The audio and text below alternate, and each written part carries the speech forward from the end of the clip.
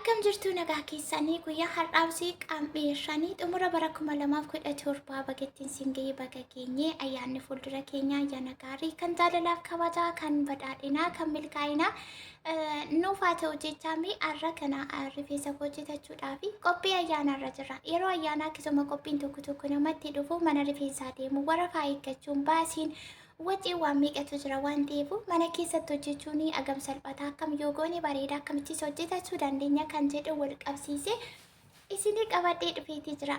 Aga xumuraatti na waliin tura. Viidiyoo kana laayik gochuun irraanfatina keessattuu gara bara haaraatti qaxxaamuruuf deemna waan ta'eef jalqaba keenya tolfannaa dhumni keenya akka bareedutti aga xumuraatti na waliin tura isiniin caa warri maatiin ta'an immoo maatii ta'uu kan sabskraabii gochuutiin gara mana kanaatti dabalamaa isiniin jechuuti barbaada.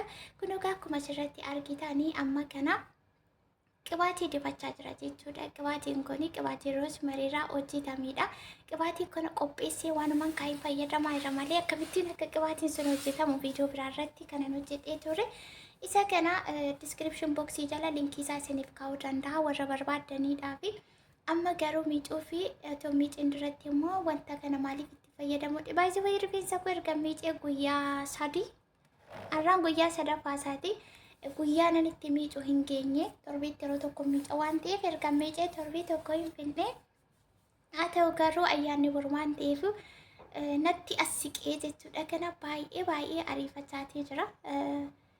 Baay'ee ariifachaatii jira. Amma kana qibaatii kanatti dibee daqiiqaa 30 tursee xumure. Daqiiqaa 30 tursee xumure amma kana nan miica. Har'a kana nan tokkosaa baalastiraatiini karlii gochuu waan meeqa yaadeetiin jira aga xumuraatti na waliin tura isiniin jedha. Amma kana shintibeetii keessa jiraachuudha erga dibadhee daqiiqaa 30 ture miicuufanii tiishartii kunan jijjiirradhee maaliif yeroo akkasii kana qibaatiin qabachuu danda'a yookaan immoo isaa kalarii sana jalaa mana chaksisuu danda'a waan ta'eef kan biraatti hin jijjiiranii. Amma kunoo shintibeetii keessatti jechuudha miicuuf hin deemaa jira. Akkuma argitan baay'ee tokko lallaafee jira jechuudha. Utuma olii gadi fiiguu utuma wayyaa tokko suutuma maal jedhu fooqa irratti bahee qibaatii kana dibadhee booddee daqiiqaa 30 booda jechuudha. Kanan ofirraa miicuuf qophaa'eetii jiru. Isin hoomii akkamii qophiin ayyaanaa isin biratti warri biyya keessa jirtanis warri biyya keessa hin jirres nuyi warri biyya namaa jirru kun akkasuma ayyaana kabajuun badaatii miti. Ayyaanni maatii ofii biyya ofii jidduutti bareeda. Haa ta'u garuu bakkuma jiraniif akkuma jiranitti fayyaa nagaa ta'anii bararraa gara baraatti darbuun isa kanadha kan barbaadamu. Maaliif ji'oota kana keessa isuma guyyaa kaleessa sumarraallee namoota biraatii dhabnee hedduun isaanii jiraachuu malu waan ta'eef kanaafuu bakkuma jirtanii akkuma jirtanitti ayyaana gaarii isiniif haa ta'u jecha amma kana bishaan qorraamoo ho'aa kan jiru tiikii godhachaa jira. Baay'ee yeroo rifeensa keenya miiccannu bishaan baay'ee ho'aa ta'een otoo miicuu baannee filatamaadha. Sababni isaanii buqqisanii dadhabsiisa waan ta'eef ho'aas qorraas kan hin taane jidduu galeessa wayiitti fayyadamuun baay'ee gaariidha. Kunoo amma kana haala kanaatiin miicaa jira jechuudha. Guyyaadha sa'aatiin kuni amma kana sa'aatiin guyyaadha. Rabbumti si gargaares keessaa si abaasu jira. Tonas keessa aba'uu natti bilbilan jennaan addaan kutee kutuudha malee na eegaa ofsaas hin jira jechuun hin danda'amu. Mana nani jiru kana keessatti hunduu ariitii hunduu cinqiidha. Amma kana yeroo miicuu galgala kan hin tokko sa'idhe yaadee jiru inuma naa milkaanaaf tasaakkaa jedheetuma yaada. Amma kana kunoo haala kanaatiin miicaa jira jechuudha. Hagam miicee xumurutti immoo gaaffilee tokko isin na gaafatan keessattuu gama rifeensaa irratti baay'eetu jira. Sagaleen koo immoo yoo sirra bashitee dhiifamaa asumarraatiin waan akka qilleensatu jijjiirame natti fakkaata. Xiqqoo ishee qoonqoo keessa naqabee jira jechuudha. Gara gannaattis deemna waan ta'eef akka biyya kanaatti xiqqoo qilleensa ho'aaf qorraa wal keessa dabalaatee namatti jijjiirama. Innaa warri gaaffii gaafatanii rifeensi koo ni caccabaa ni buqqa'aa akkas ta'e warri jettan guutummaa guutuutti mee akka ni godhu kana biyyaansi qabaatee naanitti fayyadamaa jiru kana yoo dhabdan iyyuu kan qabattanii yeroo miiccan haala kanaatiin yeroo filtanis immoo haala kanaatiin yeroo hojjetattanis immoo haala kanaatiin itti fayyadama. Waanuma tokko rakkina hin qabu baay'iseen fayyada. Akka addaatti wanta ani isinitti himu yookaan immoo isin gorsu yoo jiraate akkan ofii koo fayyadamee faayidaa isaa argetti kan lakkuu qabu rifeensa xiyyoo isaa lakkuu qabu irraa kukkutaa. Irraa kukkutuun baay'ee furmaata. Yeroo yerootti ji'a lamattis ta'e ji'a sadiittis ta'e akkasumaan chaalenjii gootanii deddeebitan irraa kukkutan kan kanarraa hafi akkaataama qabannaa abbaati malee rifeensi hin guddanne hin dheeranne tokko hin jiru jedheetiin itti amanaani. Arrammoo shaampoon ani itti fayyadamu kunoo kanadha. Shaampoo gosuma tokkotti fayyadamuu dandeessu rakkina tokko hin qabu. Ani kunis waanuma jiruuf ani yeroo suuqii deemu ofarii yoon arge nan bitaa jechuudha. Yookiin immoo kan diskaawuntii ta'e nan bitaan alaatti ani shaampoo gosuma tokkodha kanan fayyadamu. Yoon fixeesuma deebiseetiin bita.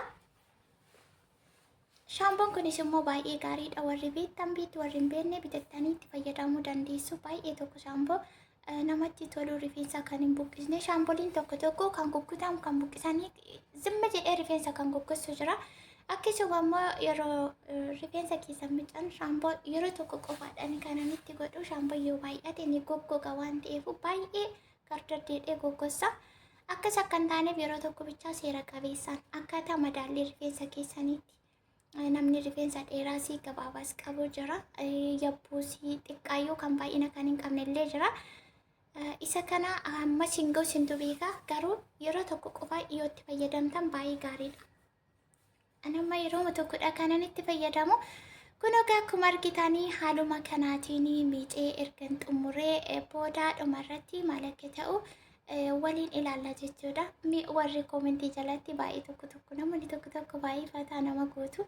Rifeensi koo akkan dheeranne akkan guddanne waan ta'etu irratti qalamee waan ta'etu ta'ee warri jettan abdiin kutiina. Anuu yeroo jalqaba baay'ee tokkoof jibbee ture jechuudha. Wayin dhiisuu wayitti nafu wayirraa nafu keessattuu bishaan roosmeerii bishaan sinjibilaa bishaan waan jedhamu suni baay'ee tokko na miidhee ture. Waan bishaaniin fayyadamaa jedhamu sana gara oiliitti ergan deebisee ofii kootii yaada tokko ergan itti dabalee sana yaaluu jalqabe baay'ee tokkoon itti milkaa'e baay'ee tokko naaf ta'e rifeensi koo akkuma argitanii. Akkasumallee yeroo itti irraa kukkutuun dheerinni rifeensa keenyaa saffisaan akka dabalu kan duubaa kan jidduutii gabaabbatee fuulduraan ciccitee luqqee sana wal qixxaachaa akka deemu akkuma biqiltuu lafarraati jechuudha. Biqiltuu yoo bishaan itti baay'ate ni gogaa, yoo bishaan dhabes ni gogaa. Jidduu galeessatti firii gaarii akka kennuudhaaf sirriitti kunuunsuu wanti isa barbaachisu.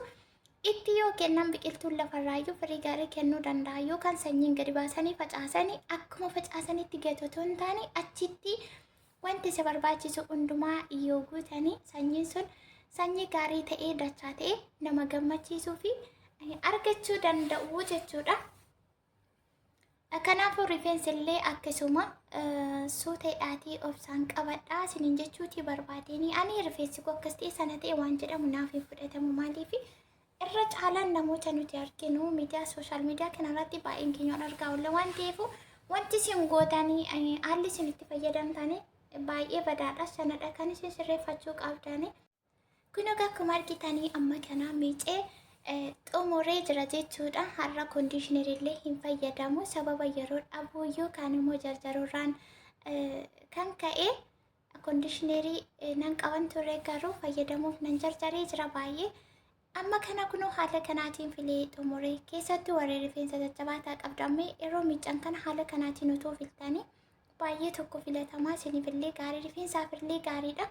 Kun egaa haala kanaatiin xumuree jira. Dhumarratti immoo maal akka jiru viidiyoo biraatiin deebineet wal arginaa. Anatti illee isinitti illee akkan dhiiranni anillee baay'ee jarjaraa jira waan ta'eef sakkana laayik sheer gochuun waan irraa barattaman sirreeffattan bakka isiniin gallee yoo jiraate sekshinii koomentii irratti nagaafachuuti dandeessu. Gaaffii keessan biraaf illee akkasuma guyyaatti gaafan viidiyoo jedhu fi kootti fayyadamu isinii fidaa isiniin jaa bakka jirtanitti nagaataa ayyaana gaarii deebi'e.